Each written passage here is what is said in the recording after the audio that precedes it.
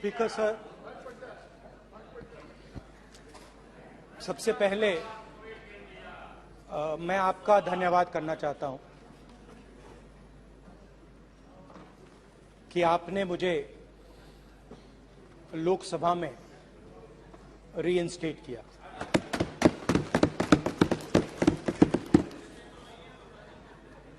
और पिछली बार जब मैं बोला तो शायद मैंने आपको थोड़ा कष्ट भी पहुंचाया, क्योंकि मैंने इतनी जोरों से अदानी जी पे फोकस किया कि जो आपके सीनियर नेता हैं शायद उनको थोड़ा कष्ट हुआ। तो वो जो उनको कष्ट हुआ,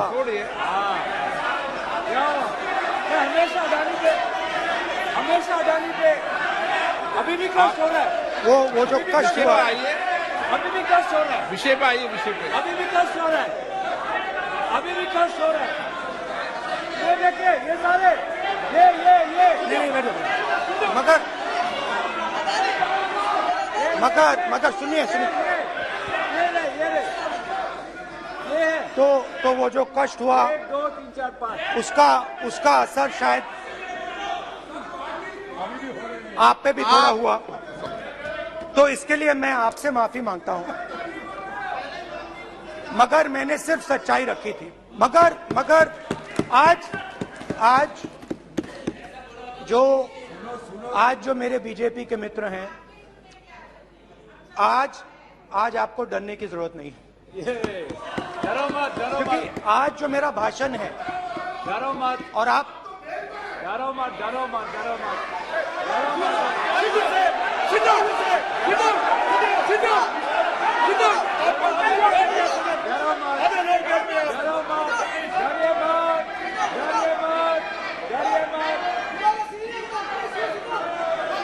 स्पीकर सर, अरे बैठ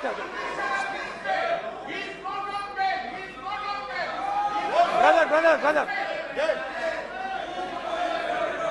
तो आज कोई घबराने की जरूरत नहीं है। आज मैं अपना भाषण, मेन जो भाषण है वो अदानी जी पे नहीं बोलने जा रहा हूं। आप छोड़िए, तो आप रिलैक्स कर सकते हैं, आप शांत रह सकते हैं, क्योंकि मेरा भाषण आज दूसरी डायरेक्शन में जा रहा है।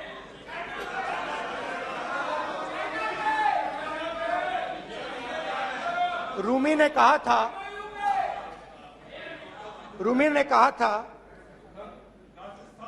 जो शब्द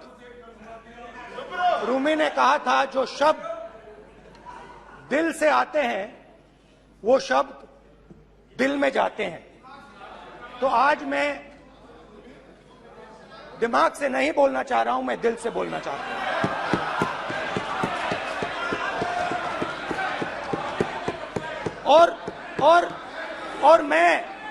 और मैं आज आप लोगों पर इतना आक्रमण नहीं करूंगा। मतलब एक दो गोले जरूर मारूंगा, मगर इतना नहीं मारूंगा। तो आप रिलैक्स कर सकते हैं। डरिए मत।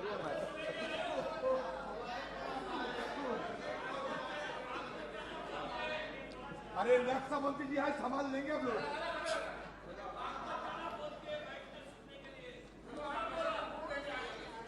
पिछले साल 130 दिन के लिए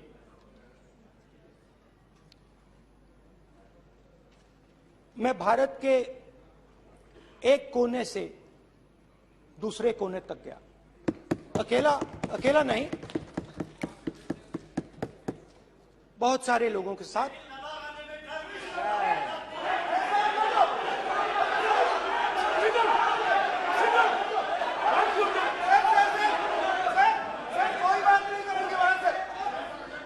सर, ये हमारा टाइम खत्म करने का साजिश है। प्रधानमंत्री बोलेंगे ऐसे ही होंगे सर। अरे समय निकल गए जबरदस्ती समुद्र अधीर अधीर अधीर समुद्र के तट से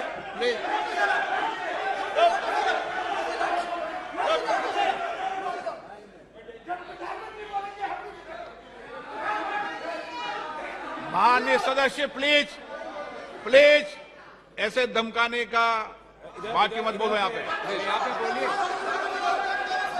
आप उधर भी हाँ बोलिए। प्लीज। मैं समुद्र के तट से कश्मीर की बर्फीली पहाड़ी तक चला। नहीं, लद्दाख को मैंने नहीं छोड़ा। यात्रा अभी खत्म नहीं हुई है, यात्रा जारी है और जरूर लद्दाख आएंगे, घबराइए मत। बहुत सारे लोगों ने मुझसे पूछा यात्रा के दौरान, यात्रा के बाद कि राहुल तुम क्यों चल रहे हो, क्या तुम्हारा लक्ष्य क्या है,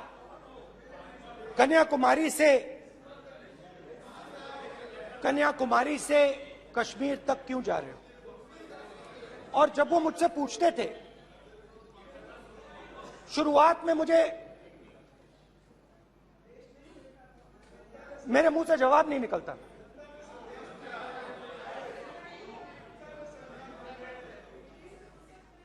शायद मुझे ही नहीं मालूम था कि मैंने ये यात्रा क्यों शुरू की। जब मैं कन्याकुमारी से शुरू हुआ, मैं सोच रहा था मैं हिंदुस्तान को देखना चाहता हूं, समझना चाहता हूं, लोगों के बीच में जाना चाहता हूं, मगर गहराई से मुझे मालूम नहीं था।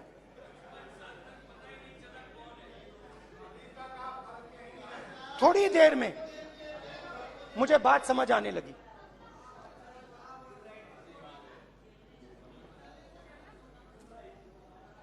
जिस चीज से मुझे प्यार था,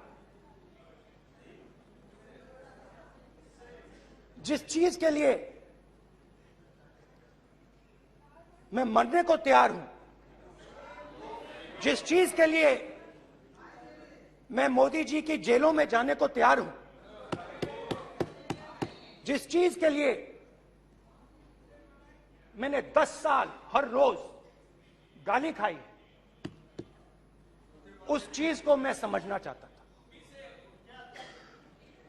ये है क्या जिसने मेरे दिल को इतनी, भाई आप रनिंग कमेंट्री बंद करो नहीं तो हम भी चालू करेंगे। सुनने का आप जिस चीज धैर्य रखो। जिस चीज ने मेरे दिल को इतनी मजबूती से पकड़ रखा था, उसको मैं समझना चाहता। शुरुआत में जैसे मैंने शुरू किया, सालों से मैं हर रोज 8-10 किलोमीटर दौड़ता हूं, तो मेरे दिमाग में था कि अगर मैं 10 किलोमीटर दौड़ सकता हूं तो 25 किलोमीटर चलने का क्या मतलब, कोई बड़ी बात नहीं। ये मैंने सोचा था। आज मैं उस भावना को देखूं तो वो अहंकार था कि मैं ये कर सकता हूं, ये कुछ नहीं है। तो मेरे दिल में उस समय अहंकार था।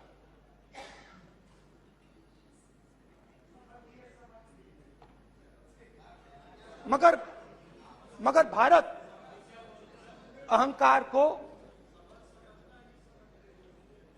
एकदम मिटा देता है, 1 सेकंड में मिटा देता है। तो हुआ क्या,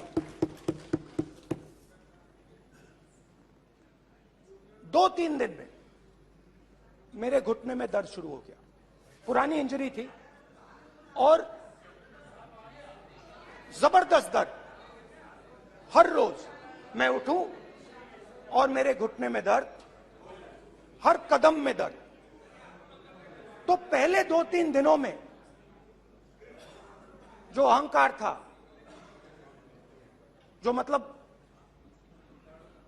भेड़िया जो निकला था, वो चींटी बन गई एकदम।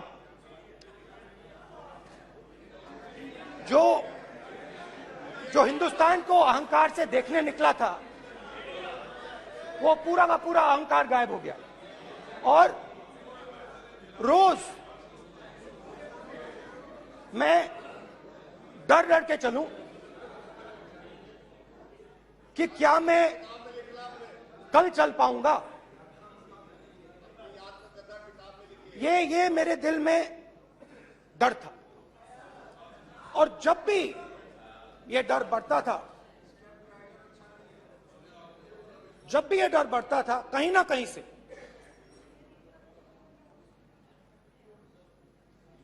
कोई ना कोई शक्ति मेरी मदद कर देती। एक दिन मैं सह नहीं पा रहा था, एक छोटी सी लड़की आती है, मुझे चिट्ठी दे देती। मैंने चिट्ठी खोली, 8 साल की थी, उसमें लिखा था, Rahul, I am walking with you, don't worry. उसने मेरे पैर में चोट देखी और उसने अपनी शक्ति मुझे दे दी। सिर्फ उसने नहीं,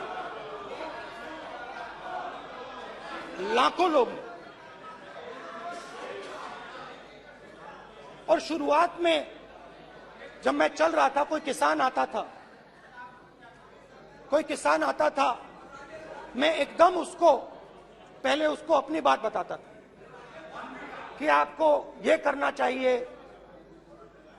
आपको इस प्रकार से काम करना चाहिए। मगर इतने लोग आए, हजारों लोग आए, कि थोड़ी देर में मैं बोल नहीं पाया।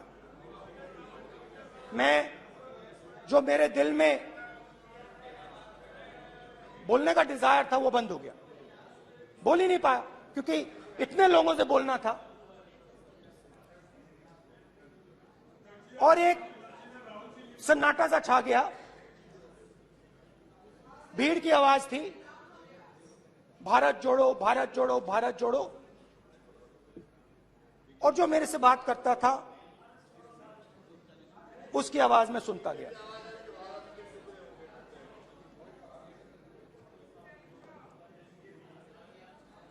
हर रोज सुबह 6 बजे से रात 7-8 बजे तक आम आदमी, गरीब, अमीर, बिजनेसमैन, किसान, मजदूर, सबकी आवाज।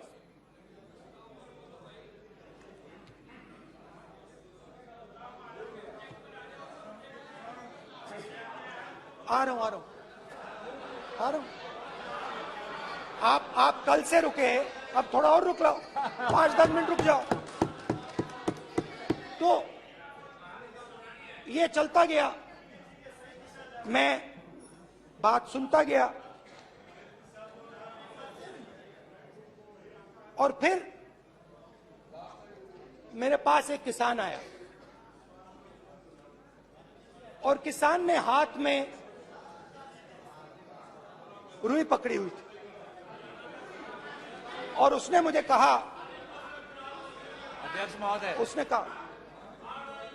उसने मुझे कहा, मेरी आंख में देखकर उसने मुझे अपना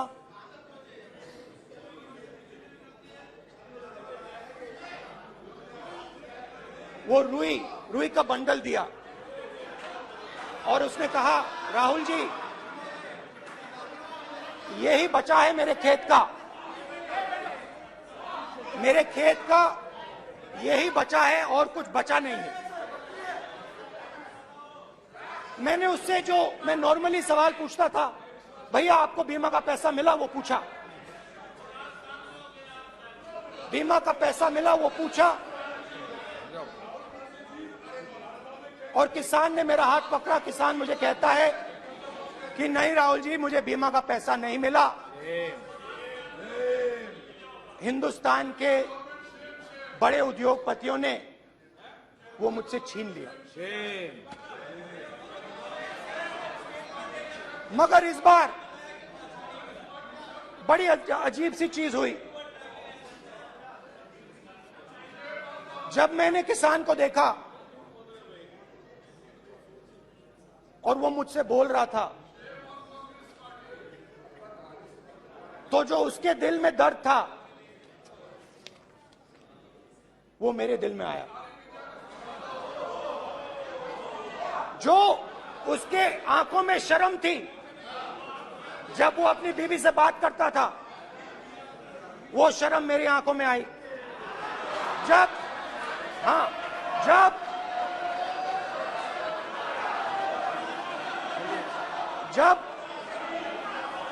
उसकी जो भूख थी वो मुझे समझ आई। और उसके बाद यात्रा बिल्कुल बदल गई। मुझे भीड़ की आवाज नहीं सुनाई देती थी, मुझे सिर्फ उस व्यक्ति की आवाज सुनाई देती थी जो मेरे साथ बात कर रहा था। उसका दर्द, उसकी चोट, उसका दुख, मेरा दुख, मेरी चोट, मेरा दर्द बन गया। समझने की कोशिश करो।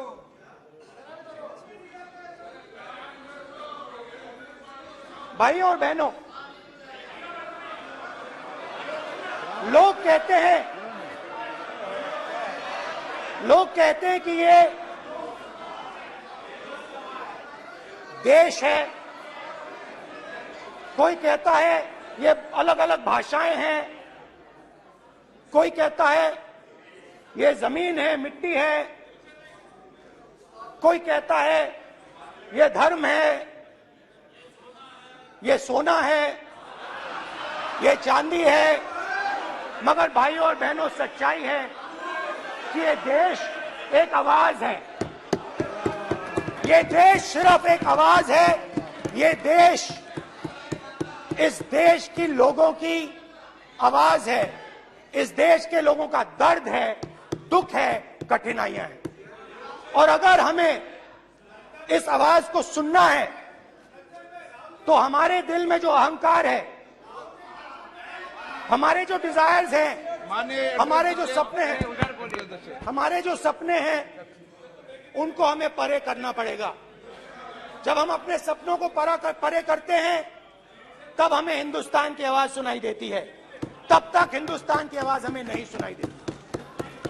अब आप कहोगे ये बात मैंने नॉन कॉन्फिडेंस मोशन में क्यों रखी? इसका क्या मतलब है कि भारत एक आवाज है, भारत लोगों का दुख है, भारत लोगों का कष्ट है, मुश्किलें हैं। क्योंकि भाइयों और बहनों,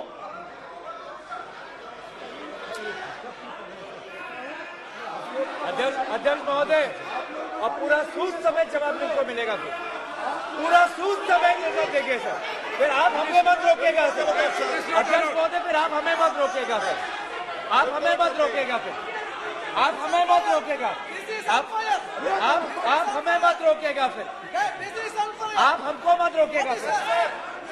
हम सब देख रहे हैं, सब सुन रहे हैं, आप हमको फिर मत रोकेगा सर। तो स्पीकर सर, भारत एक आवाज है। भारत इस देश के सब लोगों की आवाज है।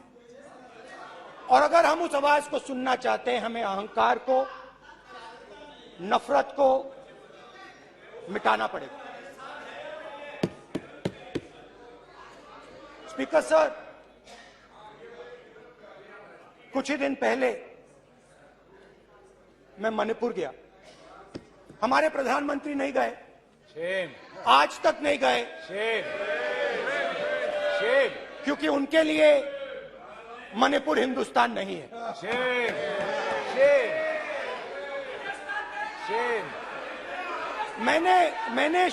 मैंने मणिपुर शब्द प्रयोग किया, मगर आज की सच्चाई यह है कि मणिपुर नहीं बचा है।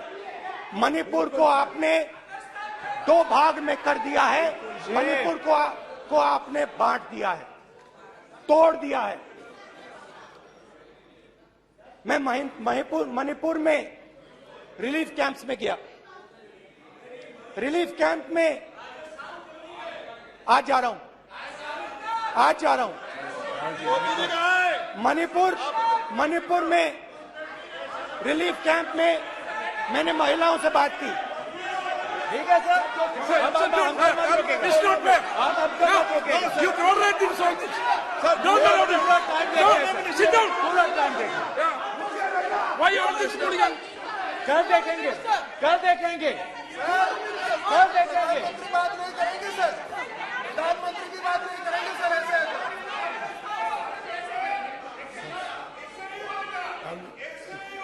सूद समय मैं जवाब मणिपुर मिलेगा। गया और मणिपुर के कैंप्स में मैंने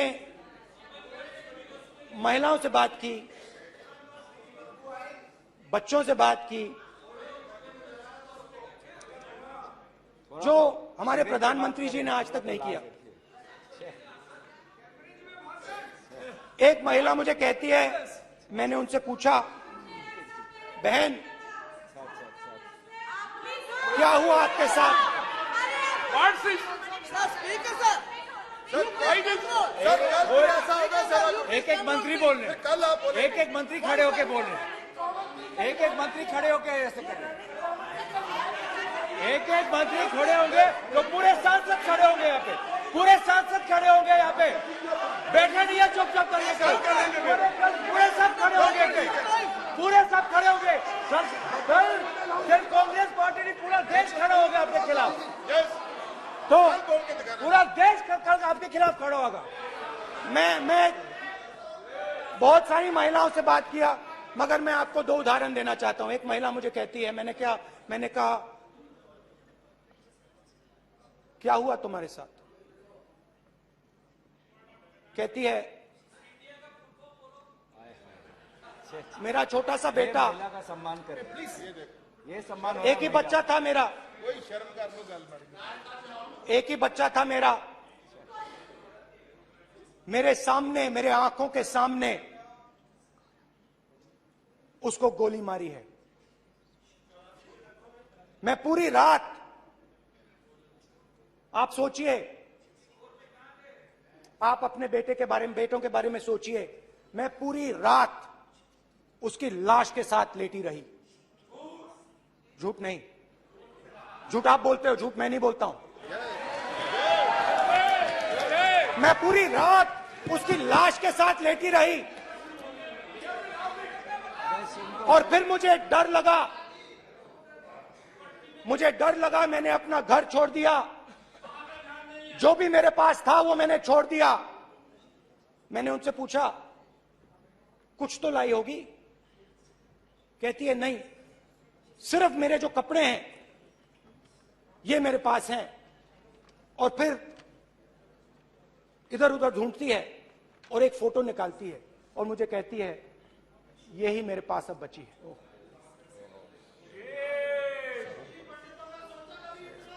एक और उदाहरण, दूसरे कैंप में मैं, एक महिला मेरे सामने आती है, मैं उससे पूछता हूं, तुम्हारे साथ क्या हुआ?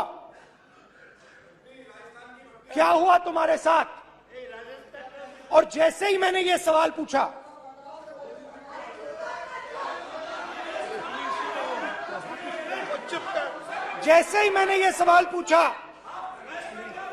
आप महिला का दर्द नहीं सुन सकते, महिला का दर्द नहीं सुन सकते, महिला का दर्द सुनने का आपका धैर्य नहीं है, महिला का दर्द नहीं सुन सकते, महिला का दर्द नहीं सुन सकते। जैसे ही मैंने उससे ये सवाल पूछा, बैठो, जैसे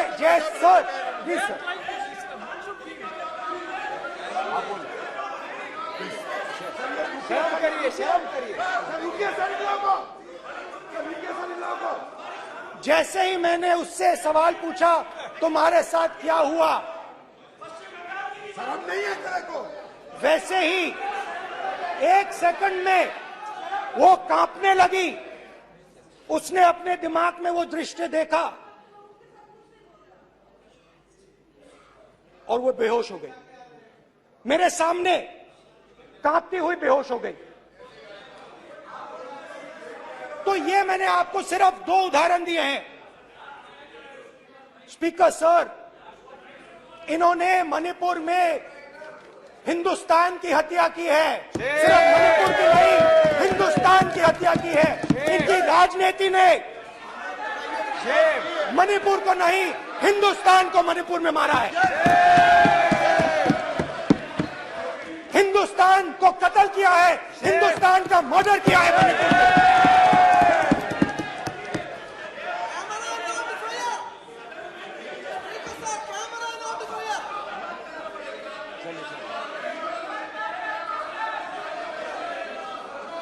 अरे 2 भाग किए हैं, शराब करिए जी।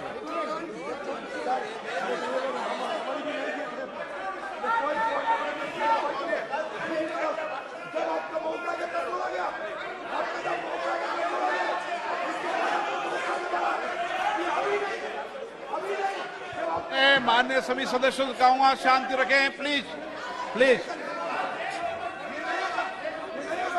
मणिपुर, हाँ क्या बोल रहे हैं? अब बोलिए।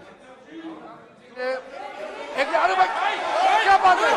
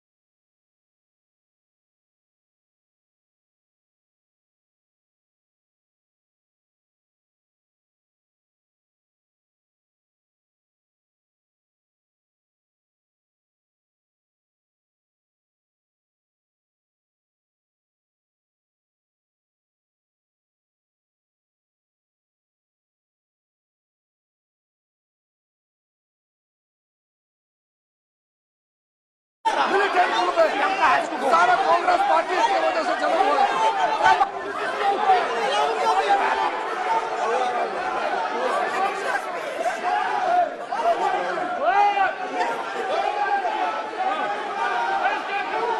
ओके बैक, आजा back back back back back back back back. Hemant सबको पीछे ले आओ। Back back back. Highway highway highway highway highway. हो गया हो गया हो गया। प्रतापन प्रतापन हो गया। बैक आप बैक। भाषण नहीं सुनना चाहते हैं? आप भाषण नहीं सुनना चाहते? प्लीज बैठिए, बैक करो। बैक बैठिए बैठिए बैठिए, प्लीज बैठिए, नीचे आ जाओ। प्लीज बैठिए, नीचे आओ। प्लीज बैठिए। चले चलिए। चलिए अंदर आओ। Jaykumar please please. Okay thank you thank you. सबसे बड़ा thank you please please thank you thank you thank you thank you.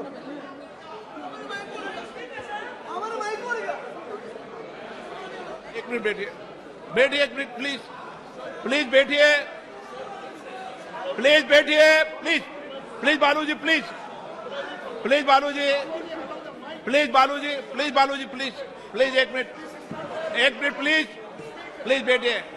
माननीय सदस्यगण, ऐसे नहीं सकते। जिस तरीके का व्यवहार आप टेबल पर आकर कर रहे हैं, इस तरीके से सदन नहीं चलेगा। ये तरीका ठीक नहीं है। जब मैंने किसी को कहा है तो कहा है, ऐसे सदन नहीं चलेगा। आप सदन नहीं चलाना चाहते, अलग बात है। अब अपनी बात कहिए, गलत तरीका ये। नो, ऐसे सदन चलने वाला नहीं है। जो माननीय सदस्य टेबल पर आए उनके खिलाफ कार्रवाई होगी। प्लीज बैठिए बैठिए बैठिए, आप भी बैठिए, आप भी बैठिए। माननीय मंत्री जी, माननीय मंत्री जी प्लीज बैठिए। भारत सदन है, माता, प्लीज बैठिए, भारत माता, प्लीज बैठिए। Please brother. मैं बहुत शांति से सुन रहा हूं, इसका तरीका ये नहीं है उचित हो कि आप टेबल पर आए। नहीं, गलत तरीका ये। आप जैसे मैंने माननीय sir please, please brother please भैया पानी लो। जैसे मैंने भाषण के शुरुआत में बोला, भारत एक आवाज है, भारत हमारी जनता की आवाज है, दिल की आवाज है। उस आवाज की हत्या आपने मणिपुर में की। इसका मतलब भारत माता की हत्या आपने मणिपुर में की।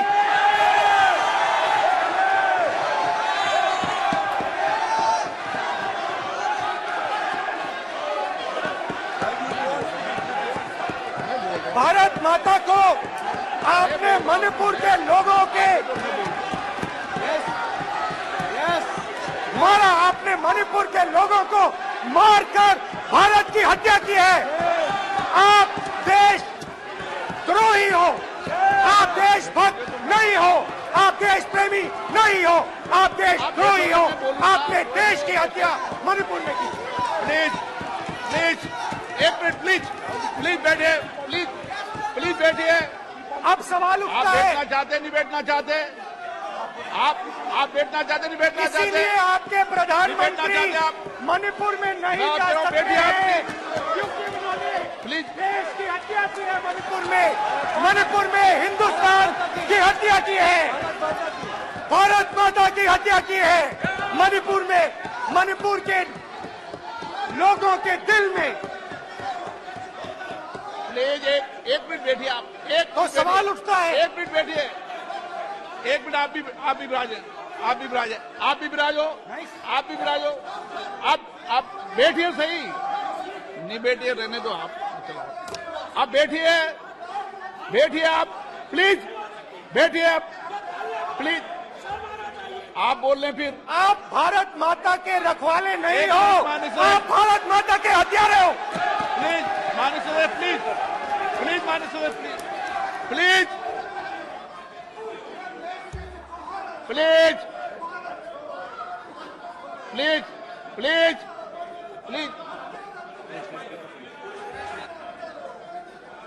देखिए माननीय सदस्यगण, प्लीज माननीय सदस्यगण, भारत मां हमारी मां है, हमें सदन में बोलते समय संयम बरतना चाहिए। मेरा अपनी मां की हत्या की बात कर रहा हूं, मैं मणिपुर में अपनी मां की हत्या की बात कर रहा हूं, मैं आदर से बोल रहा हूं। आपने मेरी मां की हत्या की मणिपुर में। एक मेरी मां यहां बैठी है, दूसरी मां को आपने मणिपुर में मारा है।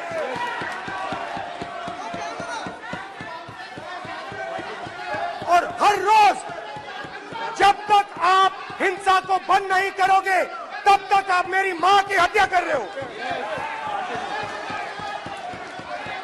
हिंदुस्तान की सेना मणिपुर में एक दिन में शांति ला सकती है, हिंदुस्तान की सेना का प्रयोग नहीं कर रहे हो, क्योंकि आप हिंदुस्तान को मणिपुर में मारना चाहते हो।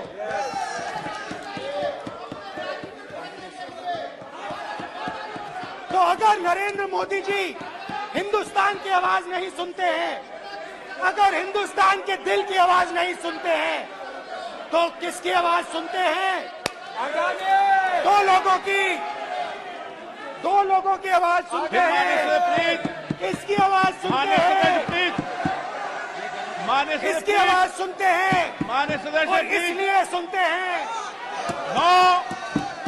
नो ये गलत तरीका माननीय सदस्य, देख लीजिए गलत तरीका है। अडानी जी के लिए मोदी जी ने क्या काम किया है, देख लीजिए। ये पहले आप और ये बाद में। गलत तरीका आपका, माननीय सदस्य आपका गलत तरीका है। आप सीनियर सदस्य हैं, आप इस तरीके का व्यवहार सदन में मत करिए। आप बात करिए, लेकिन इस तरीके से पोस्टर लाना ये उचित नहीं है किसी तरीके से। रावण दो लोगों की सुनता था, रावण दो लोगों की सुनता था, मेघनाथ और कुंभकर्ण। वैसे ही नरेंद्र मोदी दो लोगों की सुनते हैं, अमित शाह और अडानी। भाई और बहनों, लंका को हनुमान ने नहीं जलाया था, लंका को रावण के अहंकार ने जलाया था। प्लीज माननीय सदस्य, आप संयमित बोले। आप ये सदन है, आप तरीके से बोलिए माननीय राम सदस्य। ने रावण को नहीं मारा था, रावण के अहंकार ने रावण को मारा था। आप पूरे देश में केरोसिन फेंक रहे हो, पूरे देश में आप केरोसिन फेंक रहे हो। आपने मणिपुर में केरोसिन फेंकी और फिर चिंगारी लगा दी। अब आप हरियाणा में कर रहे हो, पूरे देश को आप जलाने में लगे हो। आप पूरे देश में भारत माता की हत्या कर रहे हो। धन्यवाद स्पीकर।